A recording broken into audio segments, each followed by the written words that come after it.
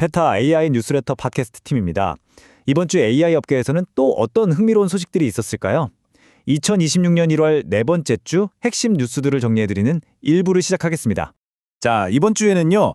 AI가 현실 세계로 튀어나오려는 이 새로운 하드웨어 경쟁부터 시작해서요.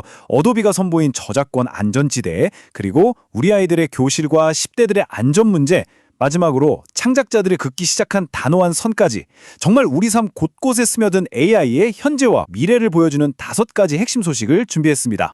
네, 그럼 첫 번째 소식부터 바로 시작해보죠. 바로 AI 하드웨어 이야기입니다.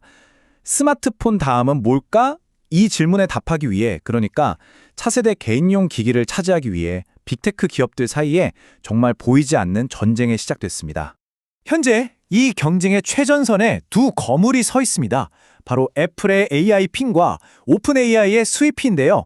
들리는 소문에 의하면 애플은 에어태그만한 작은 핀에 카메라와 마이크를 넣으려고 하고 있고요. 오픈 AI는 전설적인 디자이너 조니 아이브와 손잡고 이어버드 형태의 기기를 만들고 있다고 합니다. 하지만요, 이 성공으로 가는 길이 그렇게 순탄하지만은 않을 겁니다. 이미 우리 귀를 장악한 에어팟 같은 기기들의 습관을 바꿔야 하고요. 또 얼마 전에 있었던 휴메인 AI 핀 같은 실패 사례에서 뼈아픈 교훈도 얻어야겠죠. 근데 무엇보다 가장 중요한 건 기존 스마트폰 생태계랑 얼마나 완벽하게 연결되느냐 이겁니다. 이게 안 되면 그냥 또 하나의 기기로 남게 될 뿐이거든요. 자, 이렇게 하드웨어 경쟁이 뜨거운 만큼 소프트웨어 쪽, 특히 창작의 세계도 정말 뜨겁습니다. 어도비가 저작권 걱정 없는 맞춤형 AI 모델이라는 아주 강력한 무기를 들고 할리우드의 문을 두드리고 있습니다. 그 비장의 무기가 뭐냐? 바로 파이어플라이 파운드리입니다. 이 서비스의 핵심은 아주 간단해요. 인터넷에 떠도는 데이터를 막 긁어 와서 학습하는 게 아니라 오직 클라이언트가 가지고 있는 고유의 지적 재산, 그러니까 영화 속 캐릭터나 세계관 데이터, 딱 그것만 가지고 학습시킨다는 겁니다. 말 그대로 우리 것으로만 만든 아주 안전한 AI인 셈이죠. 어도비 부사장의 말을 들어보면 이게 왜 중요한지 딱 감이 오는데요. 디즈니 같은 큰 회사들은 그냥 이미지 하나 뚝딱 만들어내는 AI를 원한 게 아니었던 거예요. 자신들만의 수많은 캐릭터와 그 세계관, 심지어 그 캐릭터들이 어떻게 움직이는지에 대한 물리 법칙까지 전부 이해하는 하나의 창의적인 세계 그 자체가 필요했던 거죠. 파이어플라이 파운드리가 바로 그 요구에 대한 대답인 셈입니다. 자, 창작의 세계를 바꿀 AI가 이제는 우리 아이들의 교실로 향하고 있습니다. 구글이 자사의 AI, 제미나이를 이용해서 학생들을 위한 1대1 개인 과외 선생님을 선보였습니다. 이거 서영하는 방법이요? 정말 놀랍도록 간단합니다. 학생이 그냥 제미나이한테 SAT 모의고사 좀 내달라고 요청만 하면 돼요. 그러면 제미나이가 실제 시험처럼 문제를 내주고 채점이 끝나면 어떤 부분이 강하고 약한지 분석까지 해줍니다. 심지어 틀린 문제는 왜 틀렸는지까지 아주 꼼꼼하게 설명해주죠. 이 기술의 잠재력 정말 엄청납니다. 비싼 돈 들여서 사교육받지 않아도 누구나 개인 맞춤형 학습을 받을 수 있으니까요. 어쩌면 교육 평등의 문을 활짝 열 수도 있겠죠. 하지만 동전에는 양면이 있잖아요. 아이들이 스스로 생각하는 비판적 사고 능력을 잃게 될 거라는 우려, 그리고 기존의 인간 과외 선생님들은 어떡하냐는 걱정도 함께 커지고 있습니다. 결국 질문은 이겁니다. 과연 AI는 교육의 불평등을 해소하는 기적의 도구일까요? 아니면 우리 아이들의 비판적 사고 능력을 위협하는 존재일까요? 이 논쟁은 정말 이제 막 시작됐을 뿐입니다.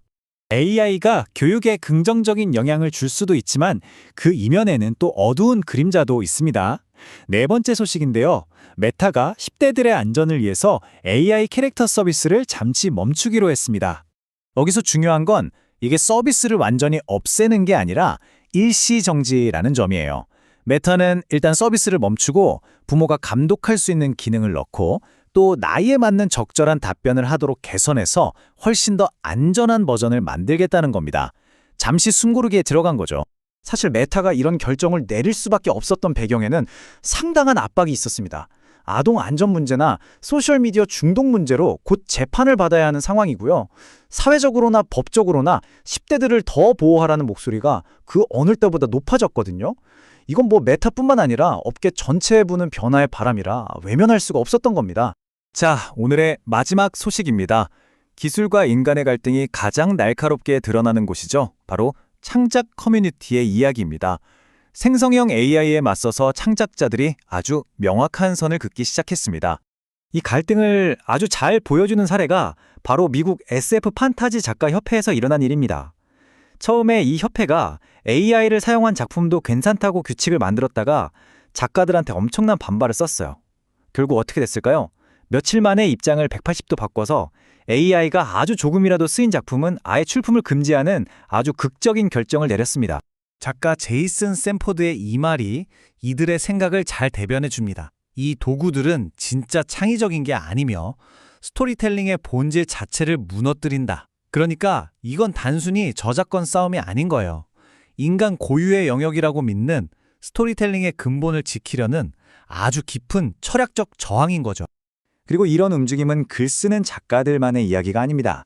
세계에서 가장 큰 대중문화 축제 중 하나인 샌디에이고 코믹콘마저도 AI가 만든 작품은 아트쇼에 절대 전시할 수 없다고 못을 박았어요. 이건 이제 창작계 전반에 걸친 거대한 흐름이 되고 있습니다. 그럼 2부로 돌아오겠습니다. 2부에서는 주간 AI 오픈소스 코드와 논문 소개가 이어집니다.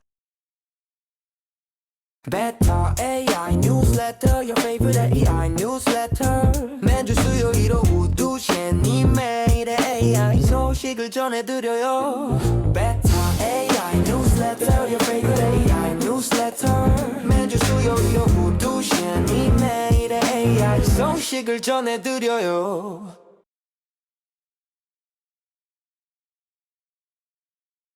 베타 AI 팟캐스트 2부로 돌아왔습니다.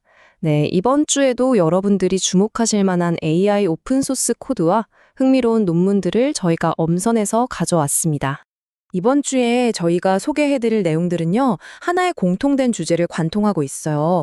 바로 AI가 이 복잡한 현실 세계와 어떻게 상호작용하면서 더 똑똑해지는가 하는 점인데요.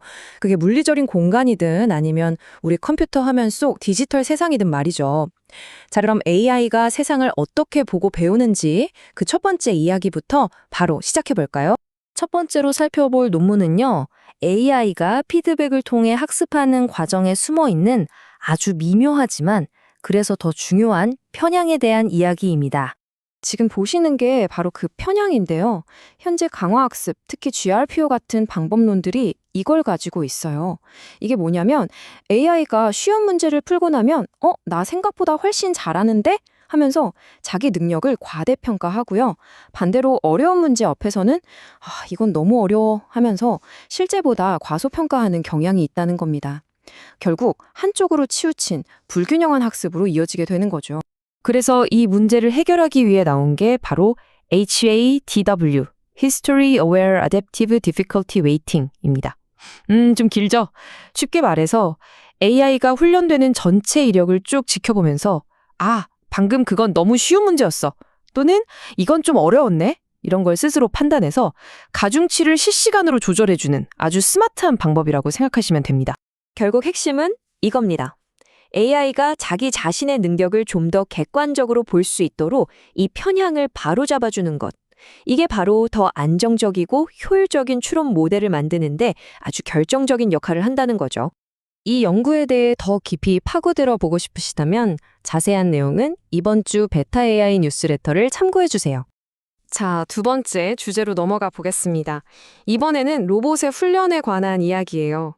로봇이 실제 세상에서 자연스럽게 움직이려면 정말 방대한 양의 영상 데이터가 필요한데요. 사실 이 데이터를 제대로 만들고 또 평가하는 것부터가 굉장히 큰 과제입니다. 바로 여기서 이런 질문이 생기는 거죠. 로봇을 훈련시키기 위해 만든 영생 생성 모델이 얼마나 좋은지 우리가 이걸 어떻게 공정하게 평가할 수 있을까요? 지금까지는 모두가 인정하는 표준화된 평가 기준이나 양질의 데이터가 좀 부족해서 이 분야의 발전이 더딘 면이 있었습니다. 그 해결책의 첫 번째가 바로 알벤츠라는 새로운 평가 기준입니다. 여기 보이는 0.96이라는 숫자가 그 신뢰도를 단적으로 보여주는데요. 알벤츠의 평가 결과가 실제 사람의 판단과 무려 96%나 일치한다는 의미거든요. 정말 대단하죠? 그리고 두 번째 해결책은 바로 이 숫자, 400만입니다. 로비덱스라는 이름의 데이터셋인데요. 자그마치 400만 개의 로봇 영상 클립을 담고 있는 역대 최대 규모의 데이터셋입니다. 더 똑똑한 로봇을 만들기 위한 아주 중요한 자원이라고 할 수 있겠죠? 방금 소개해드린 알벤츠와 로비드 X, 이 두 가지 핵심 자료에 대한 자세한 내용은 이번 주 베타 AI 뉴스레터를 참고해주세요. 세 번째 논문은 제목부터가 정말 호기심을 자극합니다. 두 개의 뇌를 가진 로봇이라니, 이게 대체 무슨 의미일까요? 이 연구는 로봇 학습 분야에 아주 오래된 딜레마를 해결하는 새로운 접근법을 제시하고 있습니다. 그 딜레마가 바로 파국적 망각, 영어로는 catastrophic forgetting이라고 부르는 현상입니다. 예를 들어서 AI에게 물병 뚜껑 따기 같은 새로운 전문 기술을 열심히 가르쳤더니 정작 기존에 잘 알고 있던 사과가 뭔지 같은 일반 상식을 싹 잊어버리는 문제예요. 마치 우리가 새로운 운동을 배우느라 예전에 잘 치던 피아노 연주법을 까먹는 것과 비슷하다고 할 수 있겠네요. 바로 이 슬라이드가 그 아주 기발한 해결책, 트윈 브레인 BLA 아키텍처를 보여줍니다.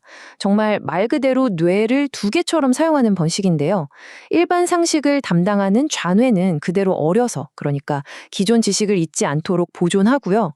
로봇 제어 같은 새로운 기술을 배울 우뇌만 집중적으로 훈련시키는 겁니다. 이 독특한 구조 덕분에 로봇은 세상에 대한 넓은 이해력과 또 정교한 물리적인 기술을 동시에 가질 수 있게 됩니다. 한마디로 똑똑하면서도 손재주까지 좋은 진정한 의미의 범용 로봇으로 나아가는 중요한 한 걸음을 내디딘 셈이죠. 이 흥미로운 트윈 브레인 VA 아키텍처에 대한 자세한 내용은 이번 주 베타 AI 뉴스레터를 참고해 주세요. 자, 지금까지는 논문들을 쭉 살펴봤는데요. 이제부터는 우리가 직접 써볼 수 있는 아주 재미있는 오픈소스 프로젝트 두 가지를 소개해 드릴게요. 그 첫 번째는요, 정해진 데이터만 가지고 학습하는 방식에서 벗어나서 스스로 경험하면서 컴퓨터 사용법을 터득하는 AI 에이전트입니다. 이보슈의 핵심은 바로 이 3단계로 이루어진 자가진화 사이클입니다. 먼저 스스로 새 이메일 보내기 같은 다양한 작업을 막 만들어내고요. 그 다음엔 그걸 직접 수행해 보면서 방대한 경험 데이터를 쌓습니다. 마지막으로 그 성공과 실패로부터 배우면서 계속해서 더 똑똑하게 진화하는 거죠. 그 결과는 보시는 것처럼 아주 인상적입니다. 이 그래프는 컴퓨터 사용 능력을 평가하는 OS월드 벤치마크 결과인데요. 이복 COA가 56.7%의 성공률을 기록하면서 기존의 다른 모듈들을 제치고 새로운 오픈소스 최고 성능, 즉 소타를 달성했습니다. AI가 우리를 대신해서 컴퓨터 작업을 척척 처리해주는 미래에 한 걸음 더 다가섰다는 의미겠죠? 이 이보 QA 프로젝트를 직접 확인해보고 싶으시다면 GitHub 링크는 이번 주 베타 AI 뉴스레터를 참고해주세요. 네, 드디어 마지막 순서입니다. 마지막으로 소개해드릴 오픈소스 프로젝트는요, 요즘 가장 뛰어나다고 하는 AI 모델들의 진짜 실력을 시험하기 위해 설계된 일종의 가상 훈련소라고 할 수 있습니다. 바로 위스짐이라는 건데요. 이건 총 17개의 다양하고 또 사용자가 직접 설정할 수도 있는 가상 환경으로 구성된 종합 테스트 공간입니다. 특히 비전 언어 모델들이 여러 단계에 걸친 복잡한 시각적 상호작용을 얼마나 잘 해내는지 그 한계를 시험하고 훈련시키기 위해 만들어졌죠. 이 비짐을 통해서 알아낸 사실들이 아주 흥미로운데요. 최첨단 모델들조차도 이런 상호작용 환경에서는 꽤나 고전한다는 사실이 드러났습니다. 보세요. 쉬운 과제 성공률도 46.6%에 불과했고요. 대화의 맥락, 즉 히스토리가 길어질수록 성능이 떨어졌습니다. 그리고 텍스트로 주면 쉬운 문제도 이걸 시각 정보로 바꿔서 주면 훨씬 더 어려워했고요. 결국 이 비짐은 우리가 AI의 진짜 한계가 어디인지 정확히 파악하고 다음 단계로 나아가게 해주는 아주 중요한 역할을 하는 셈입니다. 이 AI 훈련소 비스짐의 GitHub 링크 역시 이번 주 뉴스레터를 통해 확인하실 수 있습니다. 그럼 다음 주 수요일엔 뉴스레터와 팟캐스트로 돌아오겠습니다.